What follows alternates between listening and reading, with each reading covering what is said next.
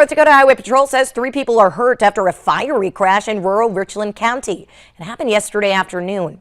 A man driving a Ram pickup and another with a Ford pickup crashing at the intersection of County Road 1 and 77th Street Southeast. After that crash, the Ram pickup started on fire. That driver and his female passenger were able to make it out before it started.